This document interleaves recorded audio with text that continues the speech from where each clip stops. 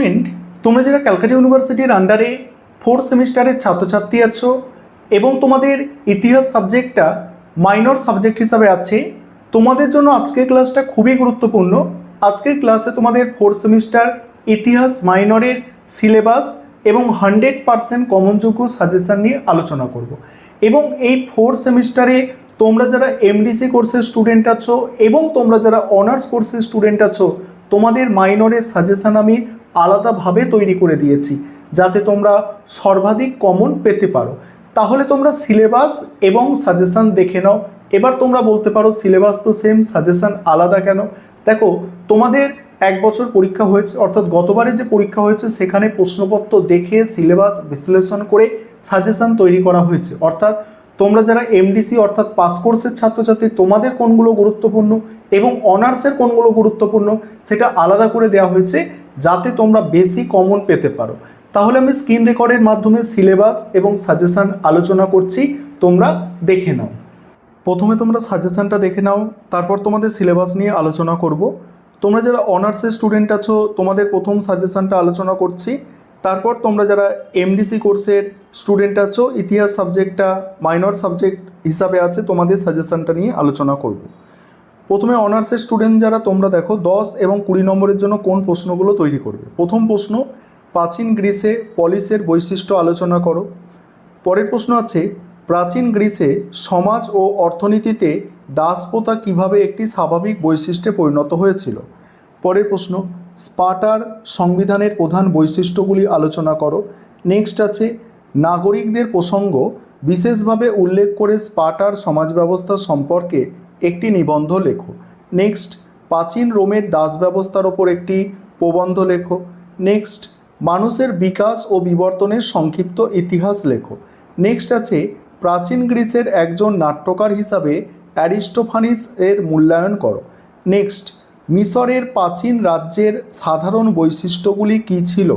পরের প্রশ্ন আছে, প্রাচীন মিশরের অর্থনীতি সম্পর্কে আলোচনা করো। প্রাচীন মিশরের অর্থনীতি সম্পর্কে আলোচনা করো। নেক্সট আছে, সাং আমলে চীনের রাজনৈতিক ইতিহাস বিশ্লেষণ করো। নেক্সট, পশ্চিম এশিয়ার আদি লৌহযুগের প্রভাব আলোচনা করো। তারপরে আছে, মধ্য ও প্রস্তর যুগের বৈশিষ্ট্যগুলি আলোচনা করো। তারপর দুটো এক্সট্রা প্রশ্ন দেওয়া আছে, একটু দেখো।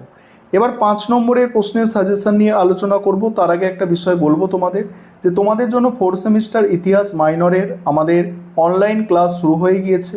তোমরা যারা অ্যাডমিশন নিতে ইচ্ছুক স্ক্রিনে দেওয়া নম্বরে যোগাযোগ করবে এবং তোমরা যারা পিডিএফ নোটস কিনতে ইচ্ছুক আছো তোমরাও স্ক্রিনে দেওয়া নম্বরে যোগাযোগ করতে পারো। এবার দেখে নাও 5 নম্বরের প্রশ্ন। প্রথম প্রশ্ন, নব্যপ্রস্তর যুগের বৈশিষ্ট্যগুলি কী ছিল। নেক্সট, নিম্ন পুরাপ্রস্তর যুগের ওপর সংক্ষিপ্ত টিকা। পরের প্রশ্ন, পশুপালক যাযাবর বৃত্তি বলতে কী বোঝো। নেক্সট আছে, প্রাচীন স্পার্টায় হেলরদের ভূমিকা আলোচনা করো। প্রাচীন গ্রিক ঐতিহাসিক থুকুইডিডিস সম্পর্কে মূল্যায়ন করো। পরের প্রশ্ন, গ্রিক দার্শনিক সক্রেটিসের কৃতিত্ব মূল্যায়ন করো। স্পার্টাকাসের বিদ্রোহের ওপর সংক্ষিপ্ত টিকা লেখো। প্রাচীন রোমের ধর্ম সম্পর্কে সংক্ষেপে আলোচনা করো। প্রাচীন মিশরের ধর্ম ভাবনা কেমন ছিল। প্রাচীন রোমের ব্যবসা বাণিজ্যের সংক্ষিপ্ত বিবরণ দাও। নেক্সট, প্রাচীন চীনে সাং আমলে রাষ্ট্র ব্যবস্থা আলোচনা করো। নেক্সট, প্রাচীন চীনের সাং রাজবংশের আমলে চীনা ভাষার বিকাশ সংক্ষেপে আলোচনা করো। নেক্সট, উচ্চ পুরাপ্রস্তরীয় যুগ সম্পর্কে সংক্ষিপ্ত আলোচনা করো। এবার দুটো এক্সট্রা প্রশ্ন আছে, দেখে নাও। এবার তোমরা যারা এমডিসি কোর্সে ইতিহাস সাবজেক্টটা মাইনর সাবজেক্ট হিসাবে রেখেছো তোমাদের সাজেশনটা দেখো। প্রথম প্রশ্ন আছে 10-20 নম্বরের প্রশ্ন। প্রথমেই প্রথম প্রশ্ন, প্রাচীন গ্রিসের সমাজ ও অর্থনীতিতে দাসপ্রথা কীভাবে একটি স্বাভাবিক বৈশিষ্ট্যে পরিণত হয়েছিল। পরের প্রশ্ন, নাগরিকদের প্রসঙ্গ বিশেষভাবে উল্লেখ করে স্পার্টার সমাজ ব্যবস্থা সম্পর্কে একটি নিবন্ধ লেখো। নেক্সট, প্রাচীন গ্রিসে ট্র্যাজিক নাটকের বিকাশের ধারাগুলি আলোচনা করো। পরের প্রশ্ন, প্রাচীন মিশরের অর্থনীতি সম্পর্কে আলোচনা করো। নেক্সট আছে, প্রাচীন রোমের ব্যবসা বাণিজ্য সম্পর্কে বিস্তারিত আলোচনা করো। পরের প্রশ্ন, মানুষের বিকাশ ও বিবর্তনের সংক্ষিপ্ত ইতিহাস লেখো। পরের প্রশ্ন, প্রাচীন রোমে কৃষি নির্ভর অর্থনীতি ও নগরায়ন সম্পর্কে আলোচনা করো। পরের প্রশ্ন আছে, স্পার্টার সংবিধানের প্রধান বৈশিষ্ট্যগুলি আলোচনা করো। তারপরে আছে, প্রাচীন গ্রিসের একজন নাট্যকার হিসাবে অ্যারিস্টোফানিসের মূল্যায়ন করো। খাদ্য উৎপাদনের উৎপত্তির বিষয়ে বিতর্ক। মিশরের প্রাচীন রাজ্যের সাধারণ বৈশিষ্ট্য। পশ্চিম এশিয়ায় আদি লৌহযুগের প্রভাব। সাং আমলে চীনের রাজনৈতিক ইতিহাস। এগুলো হচ্ছে তোমরা বড় প্রশ্ন করছো। 5 নম্বরের প্রশ্ন কি করবে?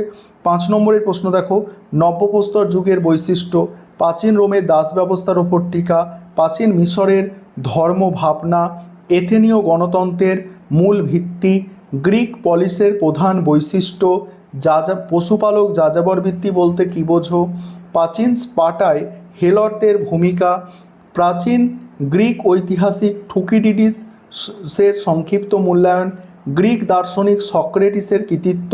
স্পার্টাকাসের বিদ্রোহের ওপর টিকা। প্রাচীন রোমের ধর্ম সম্পর্কে সংক্ষেপে আলোচনা। তারপরে হচ্ছে প্রাচীন গ্রিসের সফিস্ট দার্শনিকদের অবদান। প্রাচীন চীনে সাং আমলের রাষ্ট্র ব্যবস্থা। নিম্ন পুরাপ্রস্তর যুগের ওপর টিকা। স্পার্টার শ্রেণীবিন্যাস সম্পর্কে আলোচনা। এবার তোমরা সিলেবাসটা দেখে নাও। এবারে তোমরা সম্পূর্ণ সিলেবাসটা দেখে নাও। দেখো, তোমাদের প্রথম অধ্যায় হচ্ছে মানবজাতির বিবর্তন। সেখানে প্রাচীন প্রস্তর যুগ, মধ্যপ্রস্তর যুগের সংস্কৃতি থেকে এইগুলো পড়তে হচ্ছে। এবং দ্বিতীয় অধ্যায় হচ্ছে খাদ্য উৎপাদন অর্থাৎ ফুড, দেখো প্রোডাকশান, এখানে দেখতে পাচ্ছ সিলেবাসটা। তারপরে ব্রোঞ্জ এজ সিভিলাইজেশন অর্থাৎ ব্রোঞ্জ যুগের সভ্যতা। তারপরে যাযাবর গোষ্ঠী। নেক্সট হচ্ছে প্রাচীন রোম। তারপরে পলিস এনসেন্ট গ্রিক অর্থাৎ প্রাচীন গ্রিসের নগর রাষ্ট্র। এই হচ্ছে তোমাদের টোটাল সিলেবাস।